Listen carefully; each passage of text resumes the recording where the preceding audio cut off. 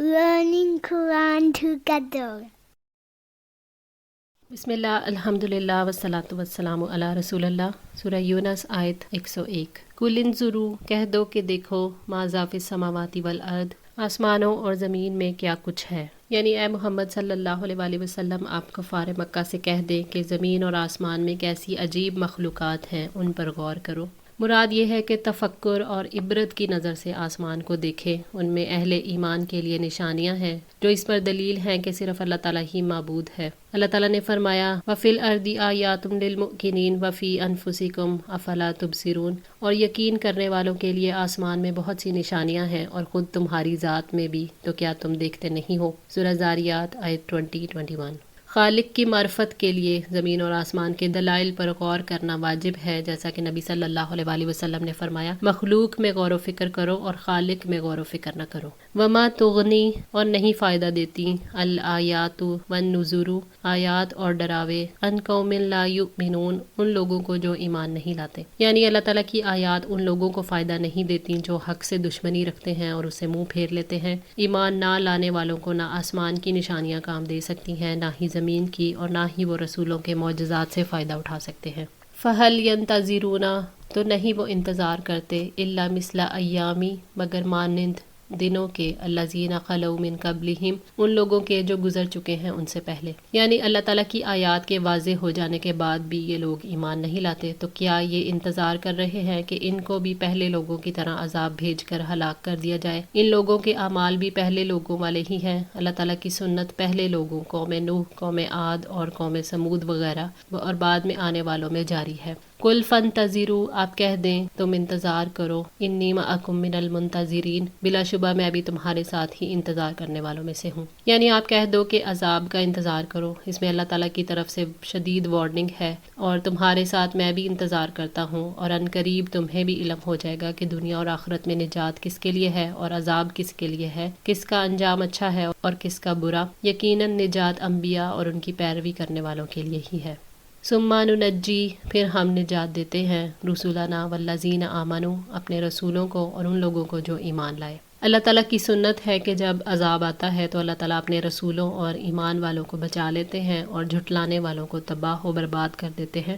کذالک، اسی طرح، حقا علینا، ہم پر حق ہے، ننجی المؤمنین، کہ ہم مومنوں کو نجات دے۔ یعنی اللہ تعالیٰ نے اپنے اوپر واجب کر لیا ہے کہ مومنوں کو نجات دے، کیونکہ اللہ تعالیٰ مومن بندوں میں ان کے جذبہ ایمان کی مقدار کے مطابق ان کا دفاع کرتا ہے، اس سے انہیں تکلیف دہ باتوں سے نجات ملتی ہے۔ یہ وہ حق ہے جو اللہ تعالیٰ نے اپنے اوپر لازم کر لیا ہے، جیسا کہ اللہ تعالیٰ نے فرمایا کتب علی نفسہ الرحمہ، اس نے رحمت کرنا اپنے اوپر لکھ دیا ہے۔ سورہ الانعام آیت 12۔ نبی صلی اللہ علیہ وآلہ وسلم نے فرمایا کہ اللہ تعالیٰ نے ایک کتاب میں یہ لکھ دیا ہے اور اسے عرش پر رکھا ہے کہ بے شک میری رحمت میرے غضب پر غالب رہے گی۔ صحیح مسلم۔ قل یا ایھا الناس، کہہ دو کہ اے لوگو، ان کنتم فی شک من دینی، اگر تم میرے دین کے بارے میں کسی شک میں ہو۔ اللہ تعالیٰ نے نبی صلی اللہ علیہ وآلہ وسلم سے یہ فرمایا ہے کہ آپ مکہ اور اس کے ارد گرد عرب کے مشرکوں کو کہہ دیں کہ جس دین کی طرف میں تمہیں بلاتا ہوں، اگر تم اس کے بارے میں شک میں مبتلا ہو تو میں تو نہیں ہوں، میں تو یقین رکھتا ہوں کہ دین اسلام ہی حق ہے۔ فلا اعبد، پس نہیں میں عبادت کرتا، الذین تعبدون من دون اللہ، جن کی تم عبادت کرتے ہو سوائے اللہ کے، ولیکن اعبد اللہ، لیکن میں اس اللہ تعالیٰ کی عبادت کرتا ہوں، الذی یتوفاکم، جو تمہیں موت دیتا ہے۔ یعنی اللہ تعالیٰ کے سوا جن کی تم عبادت کرتے ہو، میں ان باطل معبودوں کی عبادت نہیں کرتا۔ تمہارے معبود نہ کسی چیز کو تخلیق کر سکتے ہیں، نہ رزق دے سکتے ہیں، نہ کائنات کے معاملات چلانے میں ان کا کوئی اختیار ہے، لیکن میں اس اللہ کی عبادت کرتا ہوں جو تمہیں موت دے گا، تمہاری روحیں قبض کرے گا، تمہیں دوبارہ زندہ کرے گا اور تمہیں تمہارے اعمال کی جزا اور سزا دے گا۔ وہی حق رکھتا ہے کہ اس کی عبادت کی جائے۔ وَأُمِرْتُ، اور مجھے حکم دیا گیا ہے، أَنْ أَكُونَ مِنَ الْمُؤْمِنِينَ، کہ میں ایمان لانے والوں میں سے ہو جاؤں۔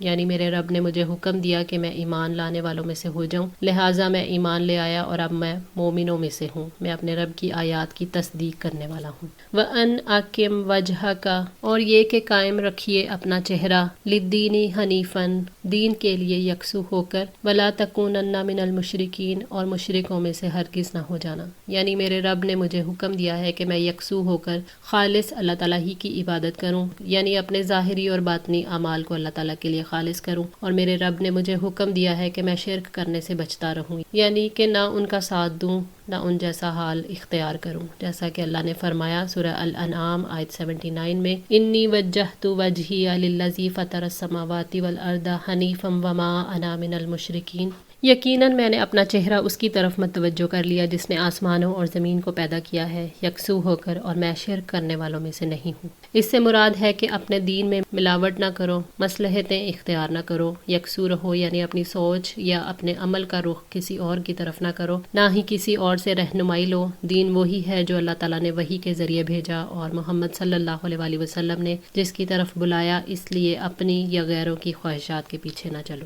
وَلَا تَدْعُوا، اور نہ آپ پکاریں، مِن دُونِ اللہِ، سوائے اللہ کے، مَا لَا يَنفَعُكَ وَلَا يَضُرُّكَ، جو نہ آپ کو نفع دے سکتے ہیں اور نہ آپ کو نقصان دے سکتے ہیں، یعنی نہ دنیا میں کوئی ایسا ہے جو نفع پہنچا سکے اور نہ آخرت میں کوئی ایسا ہے کہ میں اس کی عبادت کروں۔ نفع اور نقصان کا مالک اللہ تعالیٰ ہے، جبکہ باطل معبود تو اپنے ذاتی نفع اور نقصان پر بھی قدرت نہیں رکھتے۔ فَإِن فَعَلْتَ، پھر اگر آپ نے ایسا کیا، فَإِنَّكَ إِذًا مِنَ الظَّالِمِينَ، تو تب آپ یقیناً ظالموں میں سے ہوں گے۔ اللہ تعالیٰ نے یہ بات کائنات کی بہترین مخلوق سے فرمائی کہ اللہ تعالیٰ کے ساتھ کسی اور کو پکارو گے تو ظالموں میں سے ہو جاؤ گے۔ اگر بہترین کے لیے اللہ تعالیٰ کا یہ معاملہ ہے تو باقیوں کا کیا حال ہوگا؟ ظالم وہ ہے جو ظلم کرتا ہے، اور یہاں ظلم سے مراد شرک ہے۔ اللہ تعالیٰ نے فرمایا ان الشرک لظلم عظیم، بلا شبہ شرک یقیناً بہت بڑا ظلم ہے۔ سورہ لقمان آیت 13۔ وَإِن يَمْسَسْكَ اللَّهُ بِضُرٍّ، اور اگر اللہ تعالیٰ آپ کو کوئی نقصان پہنچائے، فَلَا كَاشِفَ لَهُ إِلَّا هُوَ، تو اس کے سوا اسے دور کرنے والا کوئی نہیں۔ اللہ تعالیٰ نے اپنے رسول صلی اللہ علیہ وآلہ وسلم کو مخاطب کر کے فرمایا کہ اگر اللہ تعالیٰ آپ کو کسی بیماری یا تنگ دستی میں مبتلا کر دے تو اللہ کے سوا ساری مخلوق بھی اکٹھی ہو جائے تو اس تکلیف کو دور نہیں کر سکتی سوائے اس کے جو اللہ تعالیٰ نے لکھ دیا ہے، کیونکہ نفع اور نقصان اللہ تعالیٰ کے قبضے میں ہے، وہی عطا کرتا ہے اور وہی محروم کرتا ہے۔ اللہ تعالیٰ کے ارادے کے بغیر کوئی کسی کو نقصان نہیں پہنچا سکتا، نہ ہی کسی کی تکلیف کو دور کر سکتا ہے۔ وَأَن يُرِدْكَ بِخَيْرٍ، اور اگر وہ آپ کے ساتھ کسی بھلائی کا ارادہ کرے، فَلَا رَدَّ لِفَضْلِهِ، تو اس کے فضل کو ہٹانے والا کوئی نہیں، یعنی اگر وہ آپ کے ساتھ خیر کا یعنی عافیت، صحت، خوشحالی اور مدد کا ارادہ کر لے تو کوئی ایسا نہیں جو اس کے فضل اور احسان کو روک سکے، جیسا کہ اللہ تعالیٰ نے فرمایا سورہ فاطر آیت 2 میں، مَا يَفْتَحِ اللَّهُ لِلنَّاسِ مِن رَحْمَةٍ فَلَا مُمْسِكَ لَهَا وَمَا يُمْسِكْ فَلَا مُرْسِلَ لَهُ مِن بَعْدِهِ وَهُوَ الْعَزِيزُ الْحَكِيمُ۔ اللہ تعالیٰ اپنی رحمت میں سے جو کچھ کھول دیتا ہے تو اسے کوئی بند کرنے والا نہیں، اور جسے وہ بند کر دیتا ہے تو اس کے بعد اسے کوئی بھیجنے والا نہیں، اور وہ سب پر غالب کمال حکمت والا ہے۔ یُصِیبُ بِہ، وہ پہنچاتا ہے اسے، مَن یشاء من عبادہ، اپنے بندوں میں سے جسے چاہتا ہے، وہ اپنے بندوں میں سے جس کو چاہتا ہے اپنے انعامات، فضل اور رحمت کے ساتھ خاص کر لیتا ہے۔ وہ جو چاہتا ہے کرتا ہے، اور جو ارادہ کرتا ہے اس کا حکم دیتا ہے۔ وَهُوَ الْغَفُورُ الرَّحِيمُ، اور وہ بے حد بخشنے والا، نہایت رحم کرنے والا ہے۔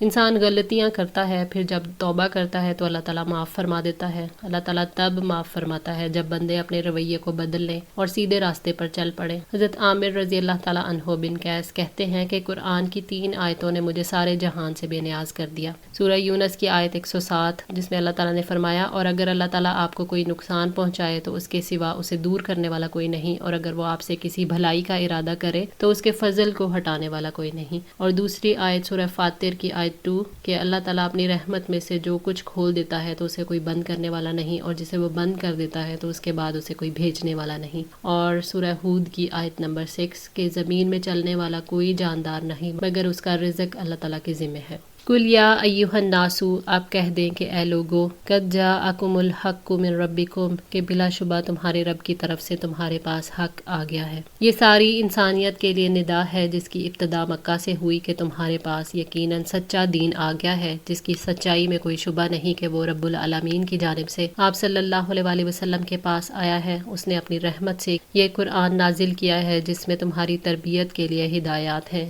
اور اس قرآن کی وجہ سے ہدایت اور گمراہی کا فرق جو ہے وہ واضح ہو گیا ہے۔ فَمَنِ اهْتَدَىٰ، تو جس نے ہدایت پائی، فَإِنَّمَا يَهْتَدِي لِنَفْسِهِ، تو بلا شبہ اپنے ہی لیے ہدایت پائے گا۔ جس نے اللہ تعالیٰ کی ہدایت کے ذریعے سیدھا راستہ پا لیا، یعنی جس نے حق کو جان لیا، سمجھ لیا اور اسے ہر چیز پر ترجیح دی، تو اس کا فائدہ اس کی اپنی ذات کو ہوگا۔ اللہ تعالیٰ نے فرمایا سورہ بنی اسرائیل آیت 7 میں، ان احسنتم احسنتم لانفسکم وان اسأتم فلہا، اگر تم نے بھلائی کی تو تم نے اپنے آپ کے لیے بھلائی کی، اور اگر تم نے برائی کی تو وہ بھی ان کے لیے ہی ہے۔ اور فرمایا سورہ نمل آیت 40 میں، وَمَن شَكَرَ فَإِنَّمَا يَشْكُرُ لِنَفْسِهِ، اور جو کوئی شکر کرے تو یقیناً وہ اپنے لیے ہی شکر کرتا ہے۔ وَمَن ضَلَّ، اور جو گمراہ ہوا، فَإِنَّمَا يَضِلُّ عَلَيْهَا، وہ اپنے ہی نفس کے خلاف گمراہ ہوتا ہے۔ یعنی جس نے شرک، کفر اور تکذیب پر اصرار کیا تو اس کی گمراہی کا بدلہ اسی کی طرف لوٹے گا۔ وہ اپنے لیے گمراہی اختیار کرتا ہے، اللہ تعالیٰ کو کوئی نقصان نہیں پہنچا سکتا، وہ صرف اپنے آپ کو ہی نقصان پہنچاتا ہے۔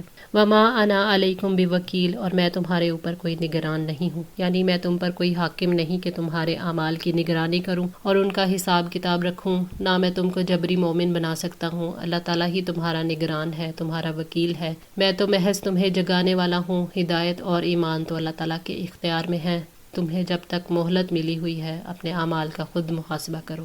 وَاتَّبِعُوا مَا يُوحَىٰ إِلَيْكَ، اور آپ اس کی پیروی کریں جو آپ کی طرف وحی کی جاتی ہے۔ وَاصْبِرْ، اور صبر کریں۔ حَتَّىٰ يَحْكُمَ اللَّهُ، یہاں تک کہ اللہ تعالیٰ فیصلہ فرما دے۔ وَهُوَ خَيْرُ الْحَاكِمِينَ، اور وہی سب فیصلہ کرنے والوں میں سے بہترین ہے۔ یعنی اللہ تعالیٰ نے جو علم دیا اس کی اتباع کریں، جو عمل کرنے کے لیے کہا اس کی پابندی کریں، جس چیز کی دعوت دینے کا حکم دیا ہے اس کی دعوت دیں، دعوت میں لوگوں کی اذیتوں کو برداشت کریں، یہاں تک کہ اللہ تعالیٰ آپ صلی اللہ علیہ وآلہ وسلم کے اور آپ کے مخالفوں کے درمیان فیصلہ کر دے، اور اللہ تعالیٰ حکمت اور عدل کے ساتھ بہترین فیصلہ کرنے والا ہے۔ نبی صلی اللہ علیہ وآلہ وسلم نے اپنے رب کے حکم کی تعمیل کی اور صراط مستقیم پر قائم رہے، یہاں تک کہ اللہ تعالیٰ نے اپنے دین کو تمام ادیان پر غالب کر دیا، آپ کو آپ کے دشمنوں کے مقابلے میں فتح سے نوازا۔ بس اللہ تعالیٰ ہی کے لیے ہے ہر قسم کی حمد اور ثنا، جیسا کہ اس کی عظمت، اس کے کمال اور اس کے احسان کے لائق ہے۔ الحمدللہ، اللہ تعالیٰ کی توفیق اور مدد سے سورہ یونس آج مکمل ہوئی۔ دعا ہے اللہ تعالیٰ ہمارے علم میں اضافہ فرمائے، ہمیں استقامت عطا فرمائے، قرآن پاک کو مکمل پڑھنے اور عمل کرنے کی توفیق عطا فرمائے، ہماری غلطیوں کو معاف فرما کر ہماری اصلاح فرمائے۔ جزاکم اللہ خیر، والسلام علیکم ورحمۃ اللہ وبرکاتہ۔